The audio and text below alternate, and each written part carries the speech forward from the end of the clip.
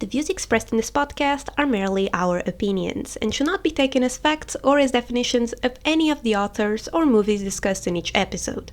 This podcast is produced for entertainment purposes only.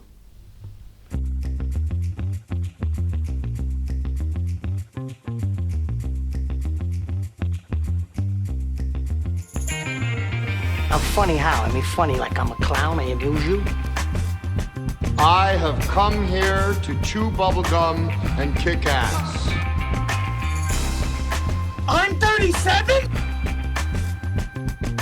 I'll have what she's having. Well done! Well done!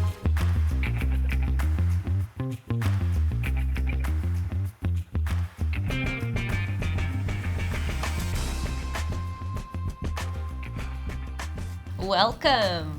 This is our first episode. It's a special one. It's the first one. Hello everyone, Hi. I'm Mihaela Gredinaro. and I'm Bruno. I'm not gonna say my last name because it's very difficult to pronounce in English. You're saying that, but like no one knows how to pronounce my name in Portugal, so it's like, yeah, might as well try it. It's a bit weird to do this, and like, where do I pick from and start? But we had introduced and did a trailer for whatever this concept is, and we are really excited for people to join us and talk about movies. It's going to be chill, it's going to be relaxed. I mean, it's just opinions, you know. Who's going to get offended by them? I hope no one, but you never know. No, I guess a lot of people will.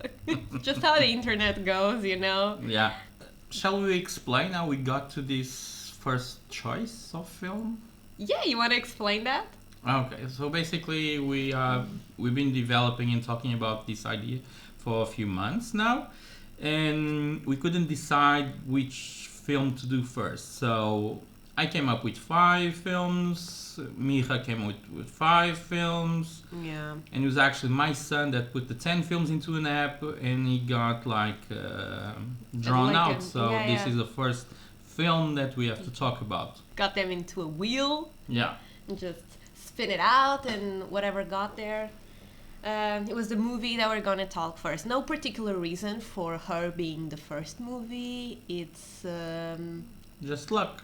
yeah, I guess, but it actually it had a lot to be said about.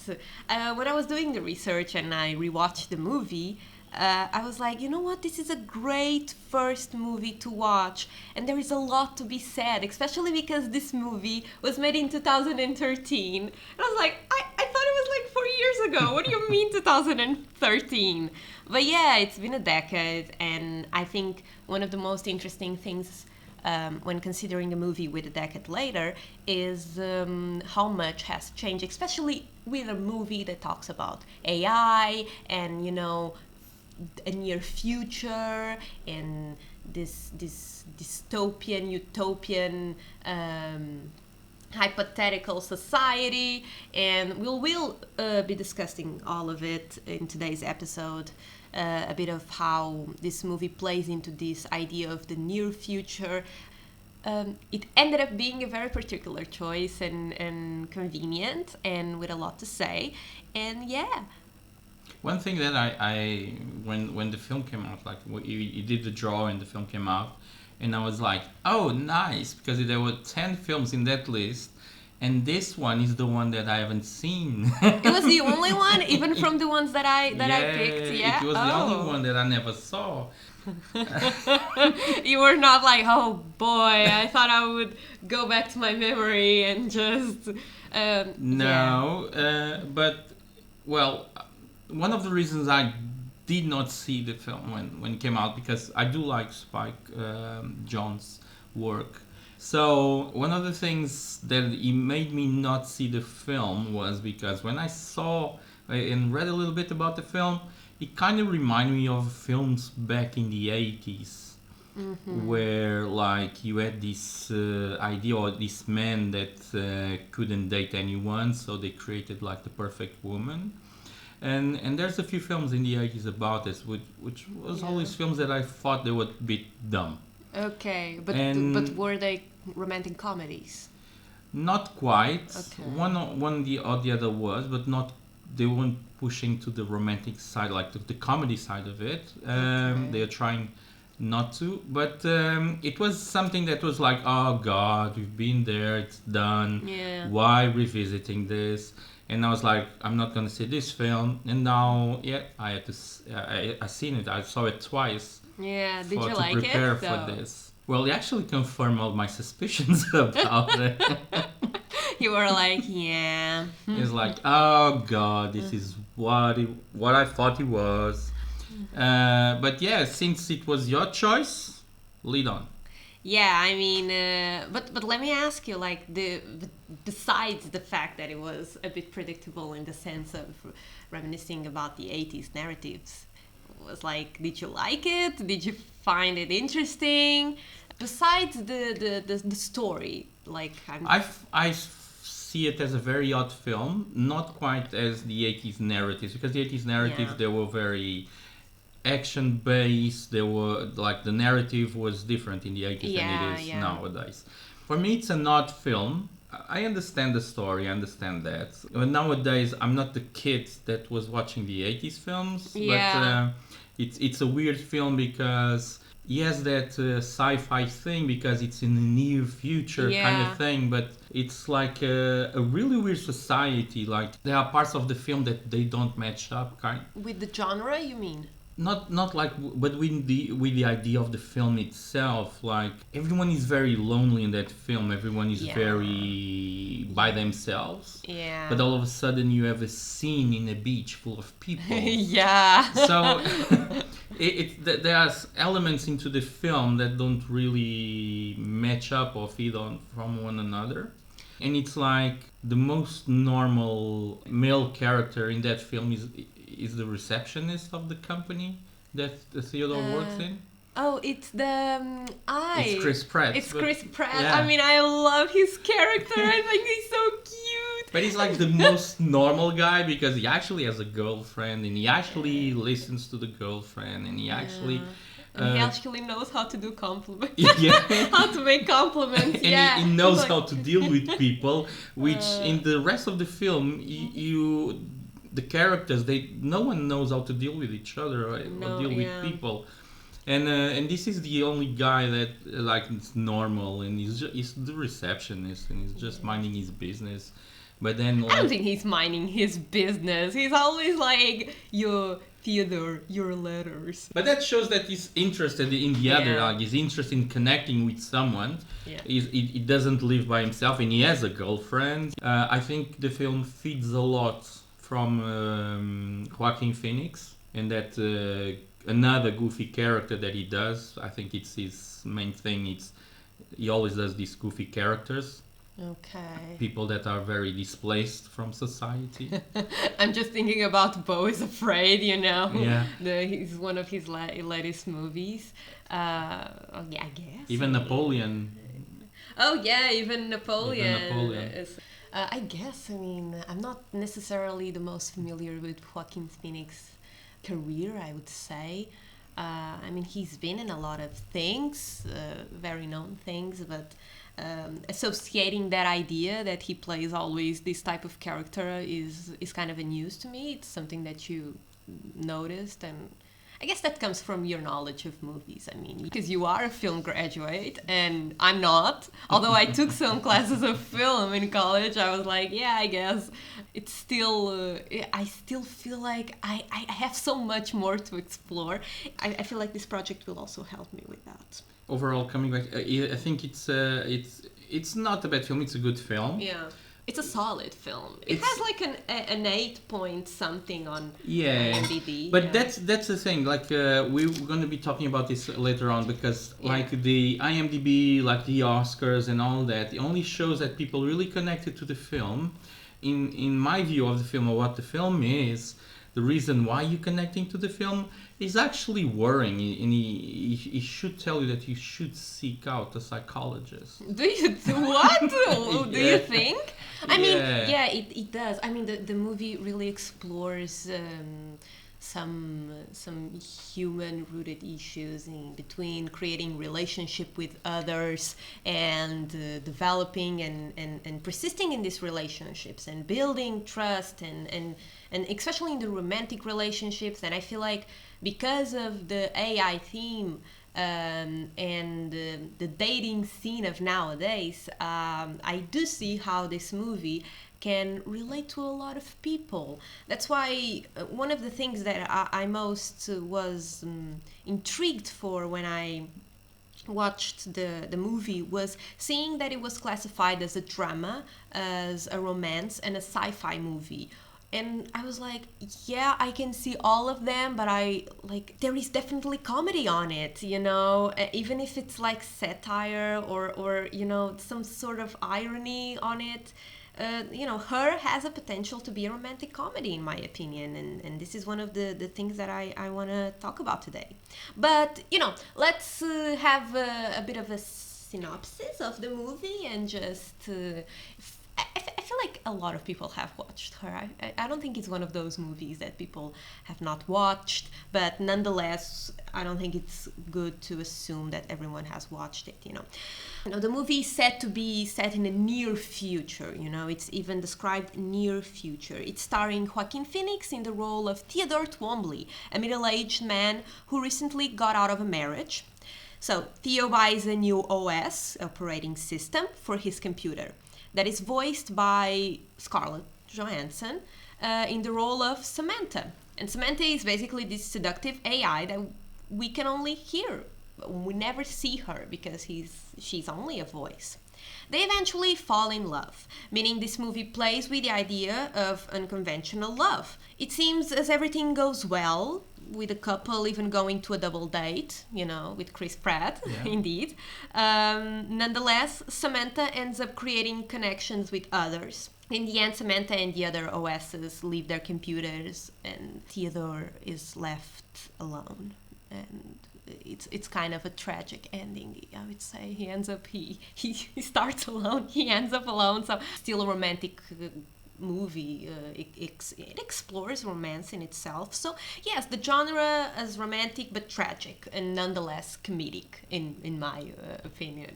Don't you feel like the movie had a lot of comic film has some scenes? very comic scenes and there's a comedy undertone over there, especially if you like and if you laugh on other people's problems.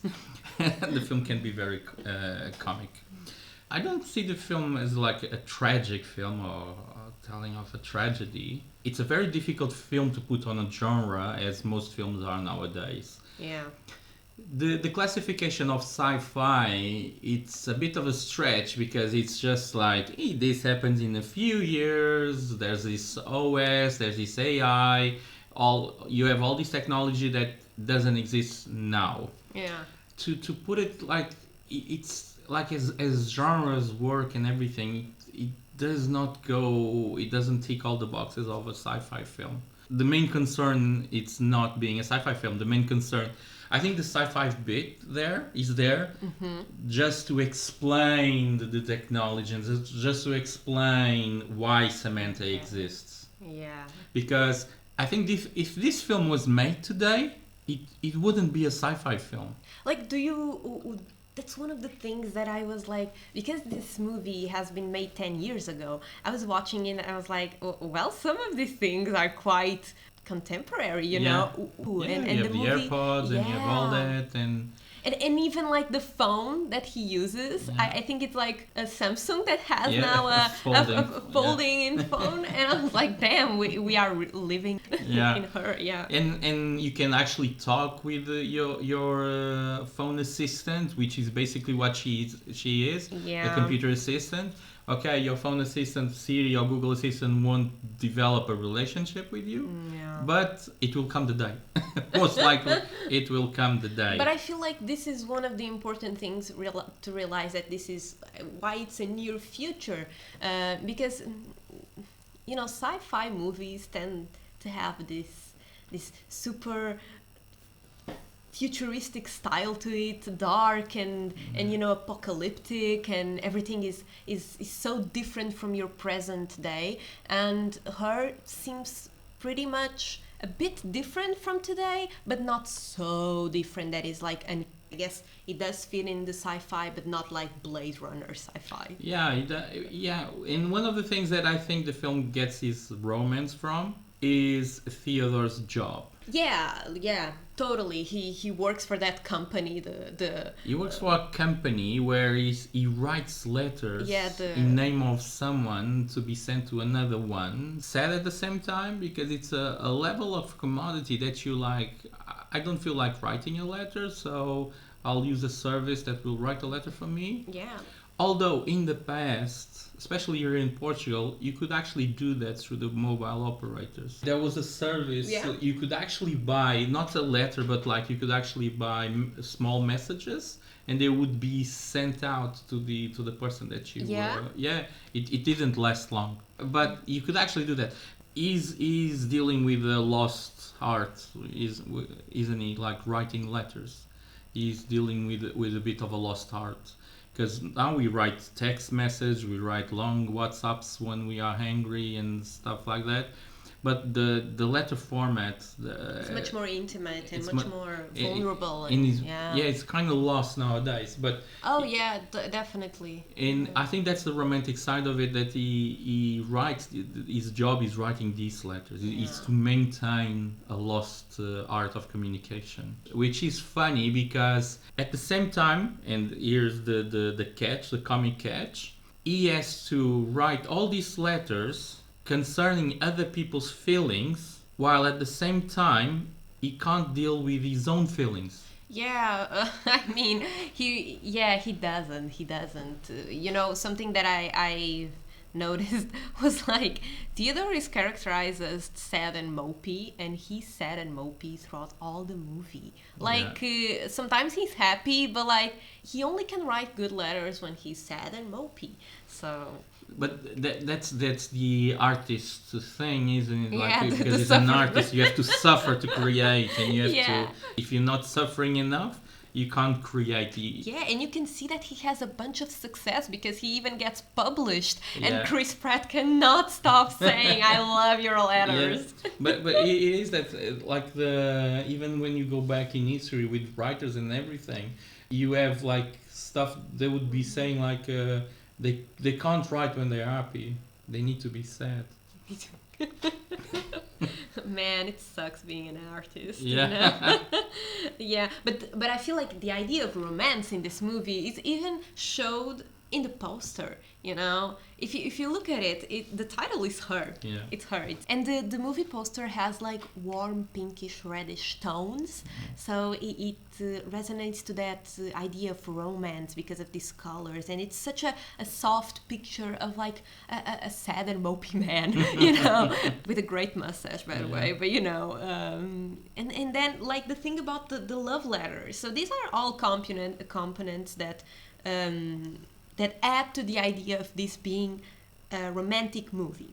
And it does deal with romantic dynamics, like the failed marriage, for instance, and the memories for a better life, a better relationship, or even for old times in that same relationships. We see this when Theodore reminiscence about his past marriage, the moments with his soon-to-be ex-wife, and the failed blind date is also a romantic dynamic, even though it's a failed date, it's still a part of it, The look for affection and stimulation via porn, which it also happens twice or 3 times during the movie. The unconventional relationship with the OS, which is the main romantic relationship developed in the movie, and the connection of someone with other people.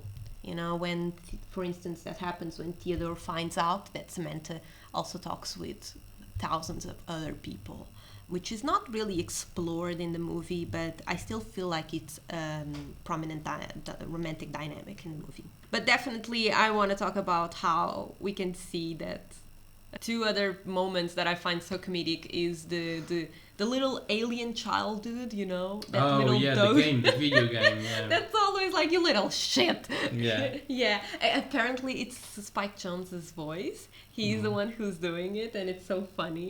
Yeah. And the other game that Amy plays, the housewife game. Yeah. That she's like, you need points to be a better mom, the Yeah. best mom. Bring those cookies. And when she's having a relationship with the OS asks her to give a command in the game where the wife is rubbing against the fridge.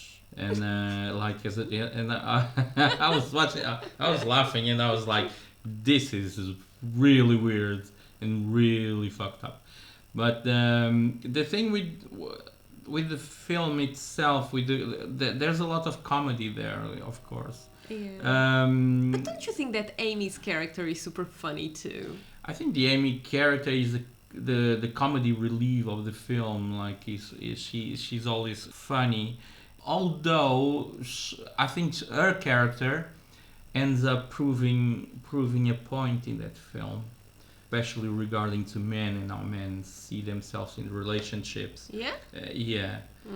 It's not the film that you go and see to laugh at it or laugh at it No, or I don't laugh think, with yeah. it. But I think it's a film that tries too hard to be unconventional genre types. Okay. There are weird things in that film that will most likely come from personal experiences, like that dinner scene. I do believe that dinner scene happened either to Spike Jonze or to one of his friends. Because that dinner has too big of a twist. You mean the blind date? Yeah, the dinner of the blind date.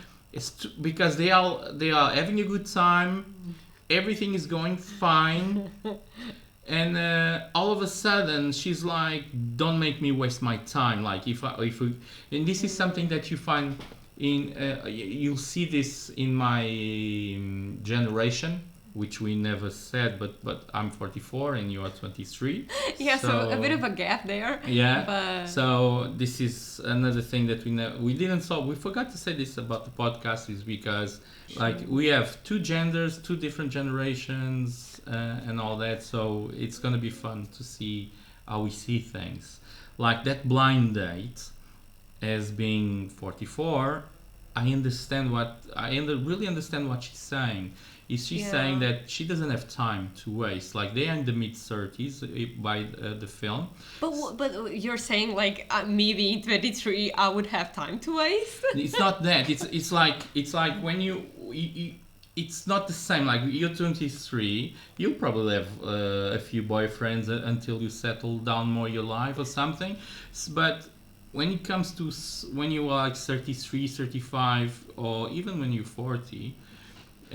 Most likely with kids and all that, it's like you get into this notion, which I don't believe and I don't agree with it, that you are out of time, that you have lived most of your life, you have passed the half point of your life. And I hear people saying this, my friends and everything, they say this, like, oh, we have lived more than 50% of our life. And I normally say, no, we haven't, because we only started living at 20. Yeah, you did. I mean... So the first 20 years of your life, they don't really count for much. I mean, getting an education, Yeah. who cares? Learning how to talk or walk, who cares? It's like, that's not life. You learn and everything, so...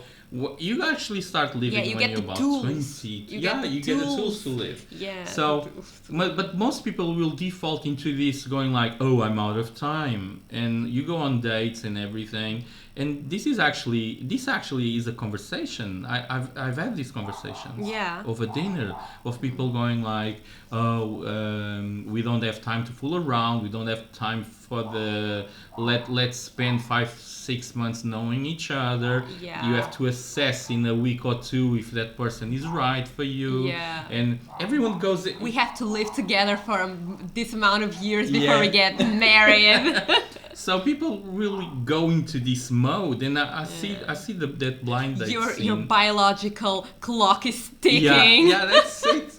And I see that, and I was watching the scene, and I was like, oh, this is gonna end bad. This dinner is gonna end bad. because you were ready to because say. Theo is we'll be going into this, but Theo is the guy that is not there. He's not available for a relationship. He just goes there to have a good time. Maybe he's with going an through idea, a divorce. with an idea of like, let's meet her. Probably she's fun. Probably she'll be a right fit, but emotionally he's not there. No, he's definitely in a need for a sex night, for a hookup. No, that's clear by the failed sexy kitten episode. I mean, come on. But she's not. She's in that date looking for the guy. Looking for the guy. I mean, did you see the profile pictures they chose to put to form her personality and type? She's definitely a keeper, Yeah. And then you have that scene where in the end she's like, "Are you gonna call me? Are you gonna call me after this? Are we?" And he's like, he's in a position of, and he's very honest. He says like, he has that attitude of, I can't guarantee anything. So, and she's like, I don't have time for this and everything. And she goes into a bit of, that's not mental, but she gets mad all of a sudden. Yeah.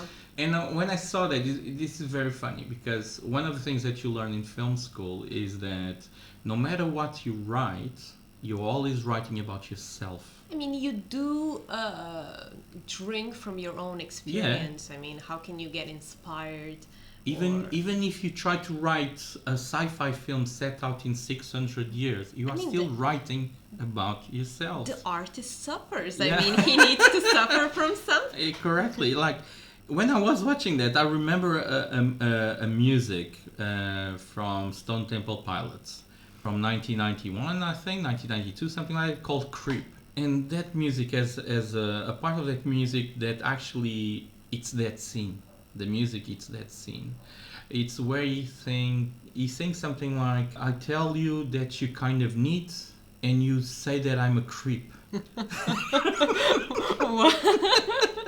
Yeah. It's something like a guy gives a compliment to a girl, and she's like, "Oh, you're a creep." that you said like 1991. That still happens. Yeah, it still happens. But that's the scene. Like, she's like, "Are you gonna call me? You're not gonna call me? You're such a creep." Yeah, you just made me waste my time. You just want my body. Yeah. That scene was actually very funny. Yeah, you thought that was funny. You know, like, I thought the Amy scene where she's just, this is my new movie, it's a documentary. Oh, the documentary. And everyone is just looking at the movie, and it's just her mom sleeping for I don't know how many amounts of hours. Very artistic. Like, yeah, they're asking her, like, so that's it? That's just your mom sleeping? And she's like, yeah, I mean, I want to prove that when we are sleeping, we are the most free, or something like that. And I was like, and then she got so offended when her husband said, but maybe you could try and change it a bit. Like, you could show the dreams that she's having and prove that point, that we are actually free. And she's like, but then it wouldn't be a documentary, you know. But it's still funny. But I read this article by Lawrence Webb, When Harry Met Siri, Digital Romcom and the Global City, on Spike Jonze's Her. And this article really explores the phenomenon of the romcom and the city, and the urban pedestrian city, especially in New York. Yeah. And looking at this and reading it and thinking like, oh, that's right. I never realized that rom-coms were set in New York, like the majority of them. They are. And it's so funny. But Her is not set in New York. It's actually set in Los Angeles. And the movie was actually filmed in LA and also Shanghai's Pudong district. So I think that last scene when Theo is with Amy on the top of the roof, and you can see like a bunch of skyscrapers and lights and that whole scene. I think that's in Shanghai, and I think that's how they got those really tall buildings and stuff. And the modern concept buildings. Also, but you can definitely see a lot of LA there as well.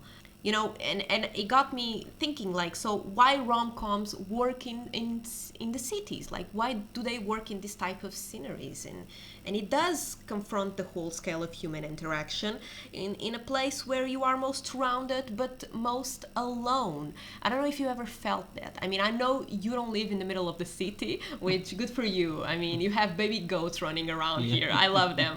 But, the thing about having like cities and so densely populated, I do feel an immense sense of privacy when I'm walking around the most dense part of the city, because no one is actually paying attention to you. Everyone is so up on their mind, and no one is actually looking at you, and you feel like this sense of privacy, and you can really just be with yourself.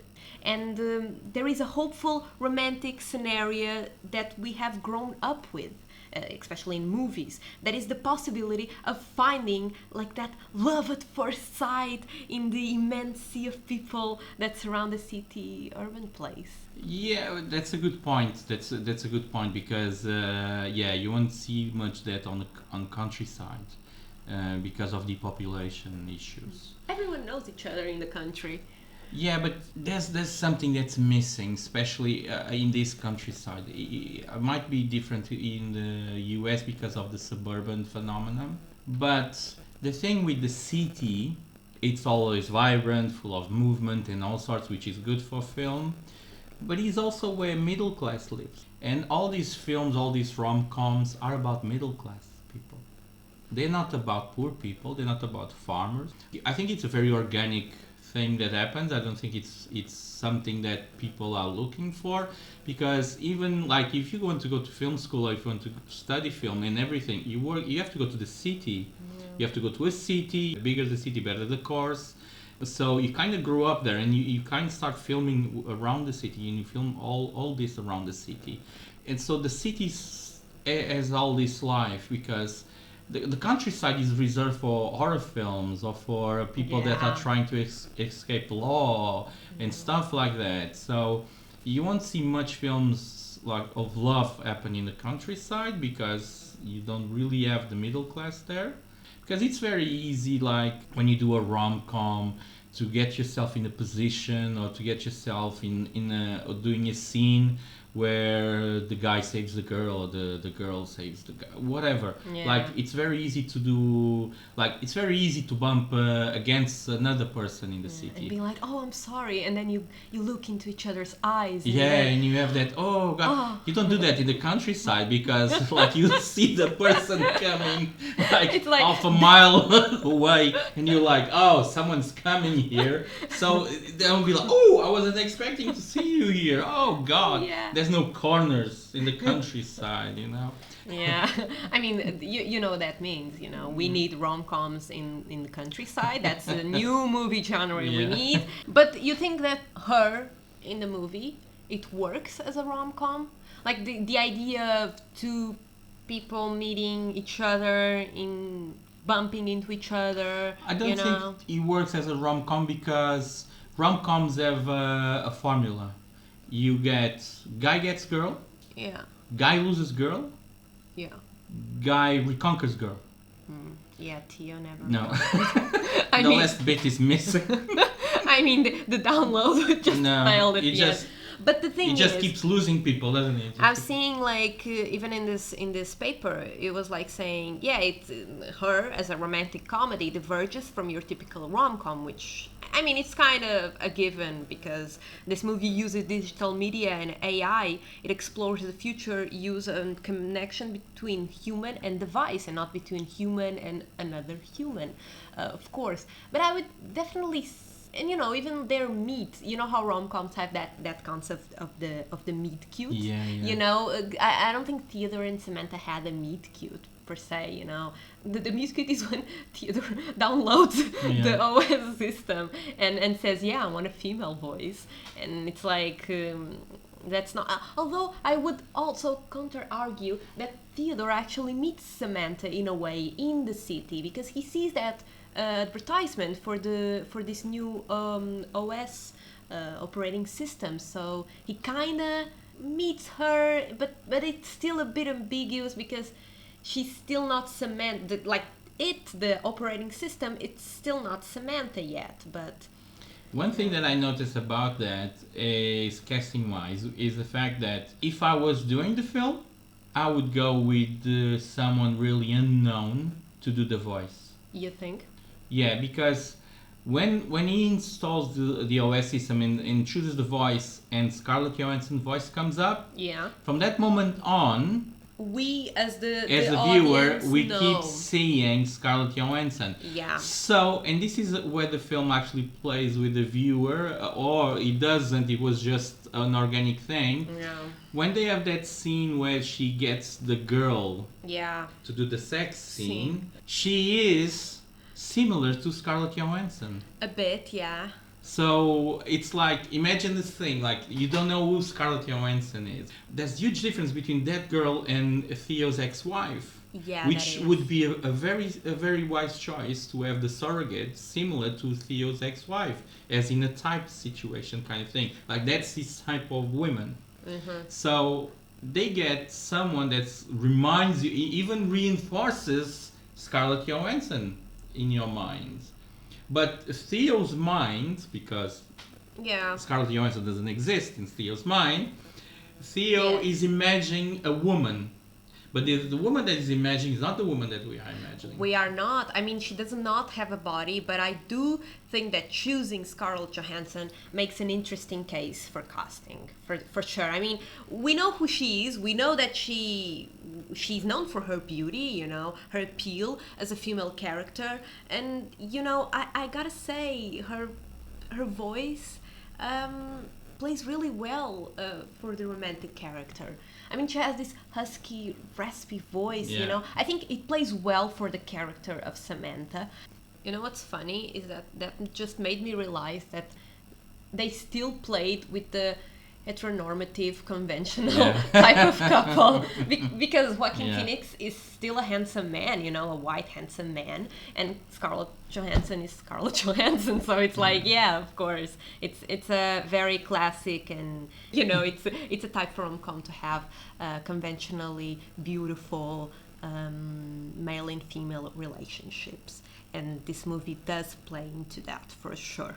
So the next genre for this movie would be the sci-fi, which we had dealt a bit into it, but you know, so you were saying that the sci-fi portion of this movie is just based on the operating system, right? That's like the only thing that really gets you to this near future type Yeah, you have the modern type architecture and everything, but because it's there and you see the skylines and all, you know that those places exist. yeah. So the sci-fi is there because there's a technology that we don't yet possess. But again, when you see this movie in 2013, it would be a very different film to see nowadays, because nowadays you force yourself into seeing that film into the future kind of thing, because most of the technology is available. Even the gaming, because I was really into gaming around 10-12 years ago, and like gaming has gone through this phase where every game was being developed as being more and more realistic. Mm-hmm. And all of a sudden, especially with mobile phones and the advancement of mobile phones and mobile gaming, games actually went back. So, and that's why you have the phenomenon of Minecraft, which is an 8-bit game. Yeah, Minecraft has a really old school aesthetic. Yeah, it's an 8-bit Just game. blocks. It's just what it is. Like, and like the games that Theo is playing, even the game that Annie's playing, they are very basic, like in graphic wise and everything. So I don't know if they were just making fun of the gaming industry, but they actually got it right, saying that in the near future, gaming will go back. Because. But do you think that how Theodore uses his hands to show movement of the little guy? Oh, you have that. You have that. You have that technology, but the thing is, like, gaming about 12 years ago was actually overshadowing the film industry when it came to narratives. You had games with very complex and very intricate narratives, and especially because when you make a game and it's a game that the gamer can spend like 100 hours, 200 hours playing that game. Yeah. What you do is you create an entire world with that person, Yeah, which you cannot do in film. Yeah, he needs to invest in that narrative and to build the world Yeah. in gaming. That's something that... so basically, whoever is playing the game is active in the Yeah. creation Of the narrative. while a movie spectator is not. It's just a passive Well, yeah, but spectator, it's yeah. like 10, 12 years ago when it came to narratives and stories and all sorts, the gaming industry was actually a big rival to Hollywood. Like you'd see a film, or like a film that won the Oscar for Best Screenplay, right? And the screenplay for that film that won the Oscar was just like a coffee stain compared with the script for one of these games. One of these very complex games with big narratives. So there was like for writers, like people that work in writing and everything, it was a weird time.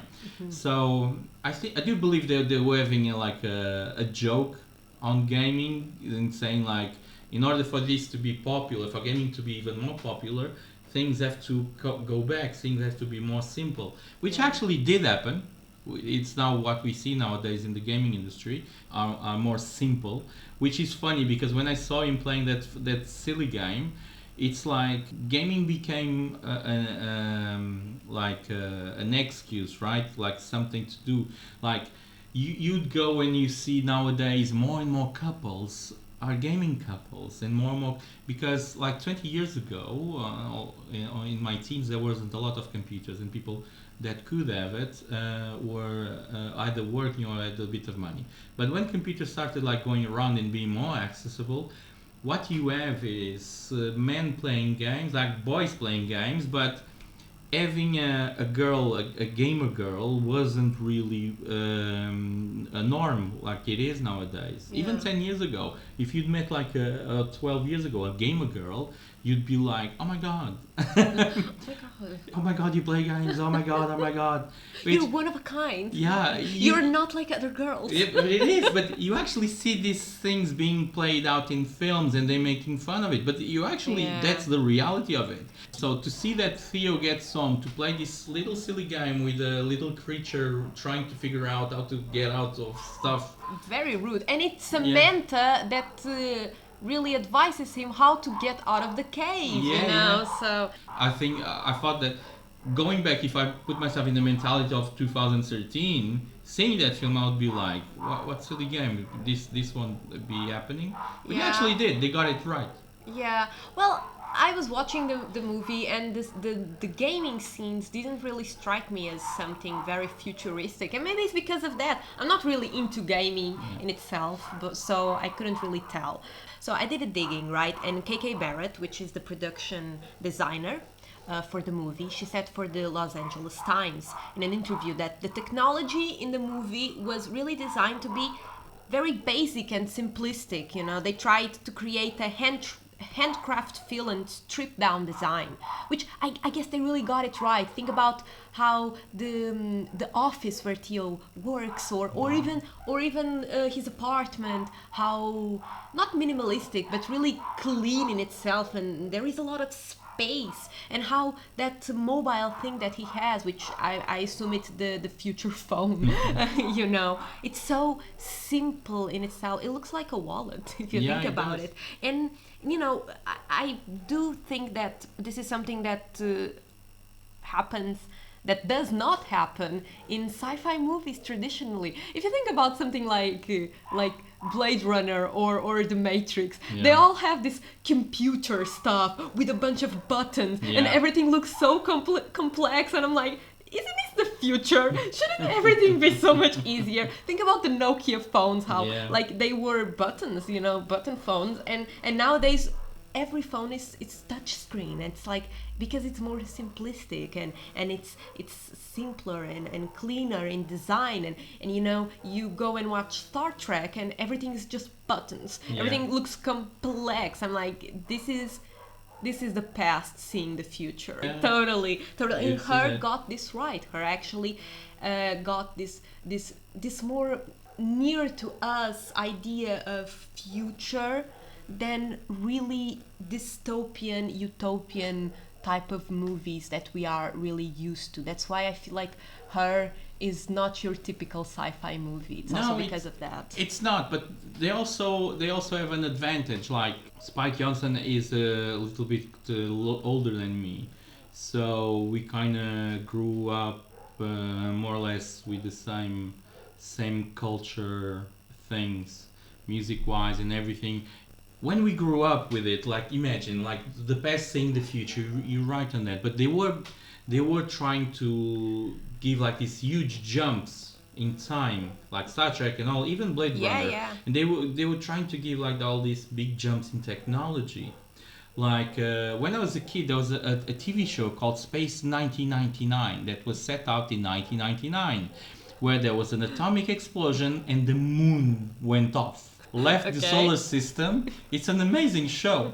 The moon left the solar system with a base, like a military base there, with the commander Koenig. Martin Landau was the actor. Yeah. And you have this like, and the moon, weirdly enough, is traveling through space. Still traveling through space. Still. It doesn't bump into anything. It just travels through space. Damn. And they are trying to figure out, because they now have a new identity, because it's like they can't go home or anything because there's no way out.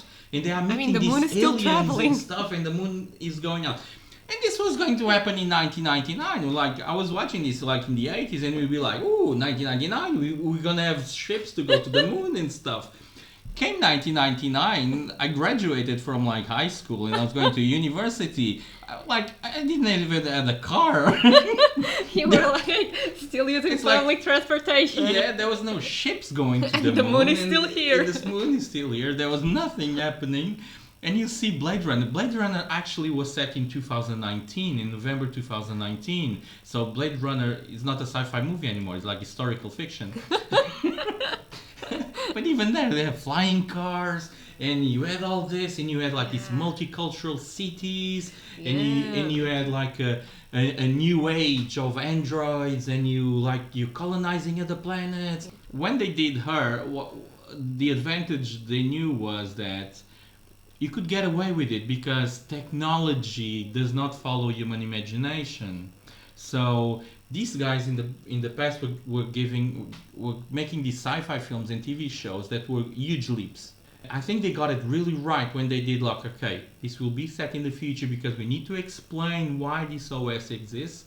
Because in 2013, you never heard about AI or AI being able to talk to you. It was just in films. But like there was a few films. Didn't like Siri exist? Or Alexa? Yeah, but no, Alexa was in her first versions, but it was something like, hello, what's the weather, and stuff like that. Okay. So, but you didn't have this complexity, or you weren't looking for this complexity in technology. And when you do a film that's set like in the future like that, they actually got it right. Yeah, they definitely did, especially in a way of how technology grows and develops in a way of like helping you. And you can see this by the OS, this operating system, is created in the movie. It's developed in a way of to help you get more organized. You know, there is a dependable feel to the integration of OS in someone's lives, and you can see that you can even see that in our day-to-day life with the integration of some technological devices used to make our life, quote unquote easier, which I would just say make it quicker, but not easier. Since Theodore is actually going through it, as a character, he's very antisocial and with little stimulation in his day-to-day. So when he gets Samantha, to help him organize documents, his drive, emails, whatever, it is almost as his life becomes a little bit better. You can actually see the character development getting a bit lighter, I feel like.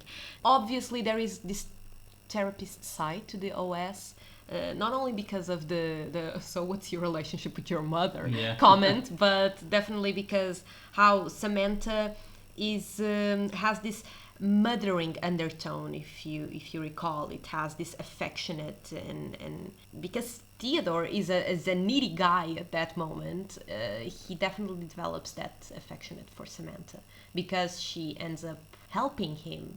So Samantha exists to be more of a personal assistant, I feel like that's what she's ought to be. I don't know, I don't think she was created to be like a companionship program, as she ends up being. And seeing how developed as an AI, she becomes even more. I mean, she, in the middle of the movie, she says, I'm becoming more than what they've programmed me for, or something like that. So I really thought that she was programmed to be a lover, though. I agree that she is a personal assistant, right? She's a personal assistant that comes out. And I think that it's Theo that starts developing all these other things in Samantha, like coding her. This is my main thing with this film, as I see it. It's like when you say like Samantha is like a personal assistant, I would go and say like, for a man like Theodore, all women are personal assistants. Oh, hot take. Because why? Because Theodore has this thing, and you can see that in the other male characters that the film, especially with Annie, that's why she gets a divorce. And you don't see that with the Chris Pratt character, which is fun because he's like the only normal guy there. Yeah. But the thing is, Theodore and like Annie's husband, they have a huge problem that you see in with guys, which is they cannot emotionally connect to women unless they are the prime center of the relationship. So what men then do is actually treat women as their own personal assistant. Like his neighbors, Annie and her husband. They get the divorce. Why? Because, as she says, she had enough, she didn't have a voice. When she started having a voice and things stopped being centered on her husband, he left. Theodore, the relationship that he develops with Samantha is exactly the same relationship that he had with his ex-wife, which he met her, she was like, she was down in life, and she was someone that is said in the film that he introduced to stuff. And he introduced her to poetry and film and all that. He's teaching her, he's teaching her, and there's this other process that he likes her and he likes to be with her, but he's teaching her. But as soon as she's like, okay, now I have my own mind, I want my own stuff, the marriage fell apart. And with Samantha, it's exactly the same thing. It's a personal assistant. It's there to help him out through life, to organize his files and everything, which is how some men still treat women when they're married. Like, women are there just to clean the house and stuff like that. And it's their personal assistants. Yeah, the organization of Theo's hard drive. Yeah. It's like an analogy for his house, isn't it? Like, she's cleaning up house. She's cleaning up his house. So, and then he starts like, oh, you don't know what the beach is. Let me take you. Like, he starts introducing her to stuff, and he starts to teach her stuff. And then she realizes, to a certain point, there's like, wait a second, I can't find all about this by myself. But she's lacking the human experience, which is something that he's teaching him. But this entire relationship happens when she's very submissive to him. Like, everything that Samantha does is for Theodore's pleasure. Everything, even the surrogate sex scene, it's not for her, it's for him. Yeah. So as soon as she's like, me and my AI friends, we transferred all the knowledge of this philosopher and we created an AI version of him, and we've been talking to him and he's been teaching us stuff. That's when their relationship goes south, because at that point Theodore has nothing to offer her. Yeah. And it's not that Samantha disconnects from him, it's Theo disconnects from Samantha because he doesn't know how to connect. Because he never knew how to connect with people, emotionally with people. Even with his office mate, with Chris Pratt character, he doesn't connect with him. He doesn't connect with anyone. Even with his neighbor, like they share like the heartbreak of like the end of the marriage and the end of the relationship with the OS, but they don't actually connect with each other. I mean, if you think about it, Theo, their relationship is not an organic one, and it's the human device. Theo bought Samantha, so he has kind of this power. Let's be more controversial. When a man is wealthy, like he's middle class, and he meets a girl from, like, say, working class, okay? A man likes her, was like, oh, I like her. And he starts dating with her, and he encapsulates her in this sense of, this is my life that you can have access to, like a middle class life, like a no money worries, like you have everything. Isn't he buying her? He is, in a way. I mean, there is definitely a power dynamics there, and because you live in a capitalistic world, definitely money buys you power, buys you relationships, buys you love, even. Isn't that what Theo did, though? Yeah, and definitely that's one of the reading lines that the movie is subjected to, and I definitely agree with that. Yeah, I think that's one of the main things. And what I said in the beginning was, like, the way the film got the Oscar, and the film it has a huge rating on IMDb and everything, it's because people connect to the film. And the men connecting to that film only tells me that they are exactly like Theodore. Yeah. They cannot connect to women, they cannot emotionally connect to women. That's why Theodore characters is so refreshing, because it's a way of you, I'd say, like, being validated. Oh yeah, definitely. I mean, if you look at Theodore's character, I feel like he's always defensive, you know? He's really never in a safe position in this relationship, not even like with Samantha, but definitely with this non-conventional relationship with the device. He gets defensive when his ex-wife criticizes him, you know. He admits to the relationship to Amy when she herself tells him first about her relationship with her OS, you know, so he's not so ashamed of it. You know, he gets bothered and self-conscious of his humanity and his limits of the human intelligence when Samantha tells him about how they created Alan Watts, the philosopher, that into an AI version, and he recognizes those limits when he's reading a damn book about physics, you know. And it's like, I'm on the 3rd page and I gather nothing, or something like that, you know. So and I feel like this really buys into the insecurity of Theodore, that, you know what, money actually could not buy you that. Even though you bought this device that you end up creating a romantic relationship, sort of. He gets, you know, I recall when he's almost losing Samantha, like he gets all clumsy and stressed. He even does cartwheels on the floor in the middle of the street and runs like a maniac when Samantha doesn't respond. Like he gets really dependent on her, her approval, on her presence, on the emotional gratification that Samantha gives Theodore, you know. And then he can't deal with the fact that this OS is connected with 1,000 of other people.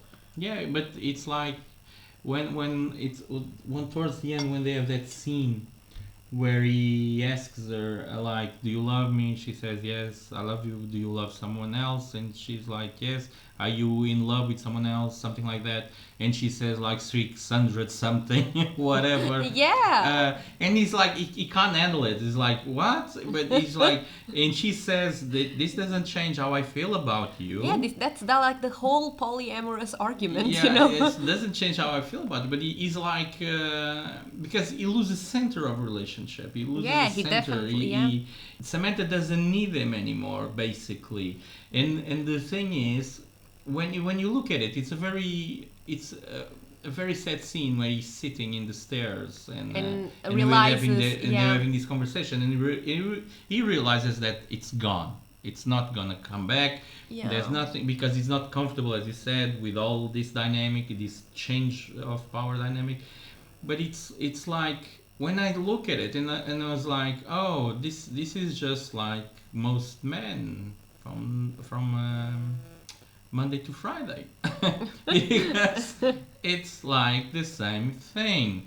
It's like, it's all okay when you are like being the professor of this woman, but it's not okay the other way around.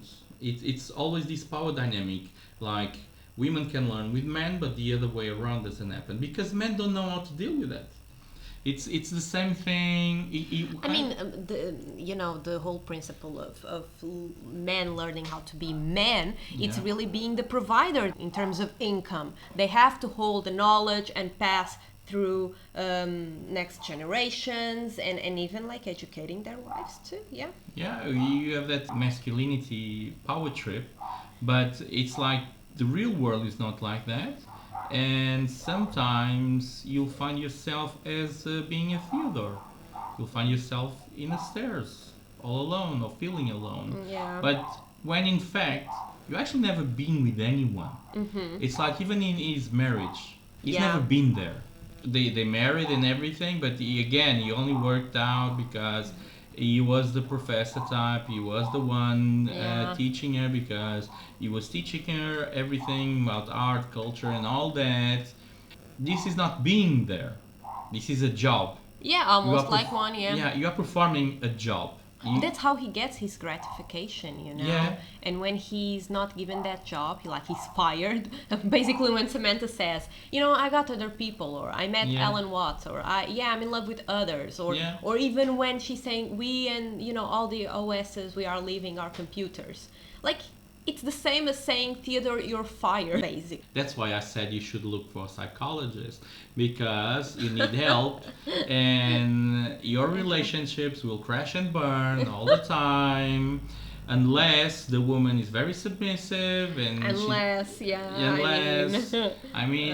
the woman is very submissive, and he's like, okay, let me hold my corner here and all that, because I like an intelligent woman, which men don't like, by the way. Not all, come on. Yeah, I know, but I'm speaking like the majority of it. It's like, it's bullshit. When I'm like at dinner or whatever with friends, and like, oh, I want to meet an intelligent woman, I always say, no, you don't.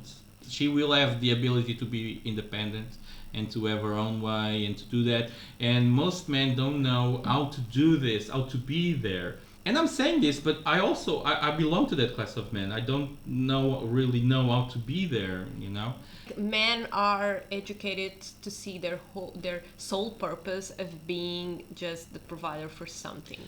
When my psychologist said like that I'm emotional and available, I'm not emotional available, I was like, what's that? Because it's like you don't learn how to be there.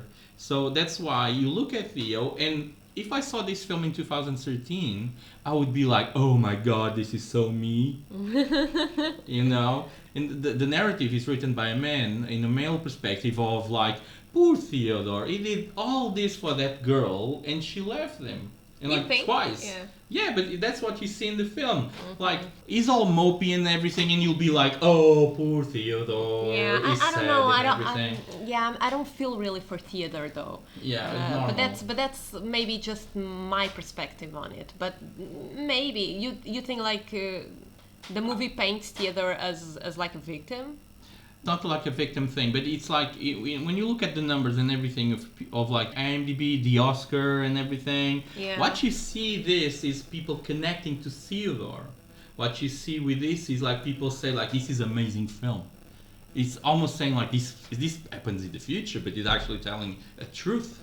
It's actually being very truthful, because what he's saying is that poor guy, he works and everything, he provides, he gave his wife a nice life, or as it said, and she left him. And then he got this and he's like, I'm tired of him, because he goes on a blind date that goes wrong, and you're like, oh, he's tired of women, so he starts dating an OS. So, and what happens with OS? She leaves him because, again, he provided, he did all this, he took her to the beach with the phone, he took her on dates with friends and everything, and she left them. And you're like, oh my God, poor Theodore. It's not, men are connecting to him because they are the same. Okay. And this is my main point with it. What you see in that film, it's romantic, but it's not normal. Yeah, I see your point. I definitely... Would you have a relationship with Theodore? No, I wouldn't. See? I wouldn't. No. What do you mean? I mean, I wouldn't, because I do feel like Theodore needs to build his self-esteem back. He definitely is someone who bought a device to fulfill an absence of emotional gratification. You see how Theodore chooses her gender, you know. There is a reason why he didn't said, oh yeah, a male voice. Yeah. No, he said a female voice. And by opting, there is this whole Freudian thing about it, because, you know, by choosing the female voice, there is this undertone that Theodore, it's like a father figure, you know, because Theodore chooses the gender of Samantha, but then he ends up dating her. So, you know, I just feel like Freud got a bit stronger in his grave right now. So the conclusion that I get is that Theodore needs a female. He's a needy guy, and he feels this need for a female presence in his life, a romantic presence actually. And I feel like that's one of the reasons why it's so easy for Theodore to fall in love with an OS, like a voice, you know. But this is something that it's not uncommon, you know. In the early 2000s, with the thrive of the internet, you saw how online dating was thriving. It's not like people were meeting each other. You could date a lot of people from in different countries or in different cities. And so it really stretches the abilities that we have to connect to people, but it does also say a lot about ourselves, you know. This whole thing about Theodore being the one to buy her makes me really wonder. That's one of the reasons why he was so mad about, or disappointed, or just mope again when she said she was in love with a bunch of other people, because by buying her he owns her. He felt the obligation of monogamy, you know, the exclusivity of monogamy. I hear this with a lot of friends, like when you're talking about stuff and you talk about relationships and people are coming out of relationships and stuff. One of the most common things that I hear, like friends saying, male friends saying, is, I've had enough. I have had enough with women. I've had enough with all this dating bullshit. I've had enough. The problem is they haven't had enough with dating because they are needy. They are needy guys. They need to be there. What they are fed up with, they are fed up with intelligent women. They are fed up with women that have an opinion. With women we are fed up with feminism. Exactly. They are fed up with people that have a voice and they can't handle it. They just cannot handle it. So what they do, they try a Theodore, which is to create the perfect woman. Yeah. Because Samantha is what Theodore wants her to be. The title of the film is really funny for me because just saying her, it's very vague. What do you mean by her? Who's her? Who's her? The her for me of the title of the film is the perfect woman, but it's a perfect woman that the man tries to create. Yeah, I agree with you. Yeah, I mean, so her might be the partner of this character that he plays in the movie, but then and we know by watching the movie that her has a name. She gives herself a name, right? At the end of it, the movie is called not Samantha, not OS, not Theo and Sam, but it's called her, and it gives like this very wide and ambiguous, like you said, idea of what is her. Yeah, because you come to the point where you see that there's a lot of people using OSs as dating companions. Yeah. The fact that it's a bunch of people, thousands of people, it really says to the societal state, even in the emotional connection. Because if you think about it, Her is a very lonely movie. Oh yeah. Although it's set in the city and you see a lot of people, but it is reminiscent of the current state. If you go to any public transportation, you will definitely see that. You will see just everyone glued to their phones, and it's so weird when two people are talking on the subway. It's like, oh my god, what is happening? Socializing? What is that? Yeah. And basically, it is that phenomenon that you're never at that place or feeling that moment. Yeah. You're always constructing. Going back to the idea of capitalism, the end of the movie just goes to show the temporary enjoyments of acquisitions in capitalism. I mean, it has to be temporary. Samantha had to leave eventually. It had to end. The relationship could not be continued. Otherwise, how will it thrive? How will capitalism thrive? You must keep on looking for objects to fulfill you and create these temporary enjoyments, which basically this OS relationship is a temporary enjoyment. The positive note here is how it, in the end, we see a connection between not human and device, but between human and human. Theo and Amy, contradicting the whole theme of the movie, or at least showing a possible solution to the system. In the end, we are showing that human and human relationship and connection thrives. Maybe not. I don't think so, but it's there, and the movie ends like that, for sure. My reading on that last scene is that is there to show that men and women suffer alike. Yeah, that's a good point, for sure. And they have that common ground. When they go on the rooftop and everything, and they are like both moping because the OSs are gone. It's just to show that you can find common ground in suffering more than you do in happiness. Because when they are all happy and everything, they don't actually hang out together. They only hang out in the sad moments. It is a nice ending to the film. Again, it's depressing to think that the film ends with this idea that in the moment of suffering, we are all the same. Doesn't matter your gender, you're all the same, and that's the common ground for humanity. I think it's not a Sunday film for family, but it's definitely a film. It's actually, I would say, it's for the emotional unavailable man. Yeah, it's for the emotional unavailable man. I would say that if you are an emotional unavailable man and if you started dating, watch this film. Like Netflix and chill. Let's watch Her. Okay. So this way you can say like, ooh, I'm actually like him. I'm actually like him. Maybe you should leave. Yeah, that's a date. That's a date. You know what? Self-realization. Yes. I like that in a date. I wouldn't be mad though. I wouldn't. No, I definitely think Her is a rewatch movie for sure. And I'm excited to see what this movie will bring out in a decade, So maybe we will be there. Maybe our lives will look even more like Theodore's, which sucks if it is, but Her definitely brings up a lot of themes, and we have discussed some of them. If you haven't watched Her, go and watch it, because it is a beautiful movie. Aesthetically, it is beautiful. It has an amazing soundtrack. Come on, it has an amazing. You have to go and watch it. Thank you so much for listening to us. This was our first episode. And don't forget to subscribe, keep in touch, give us your opinions, and buy us a coffee. See ya!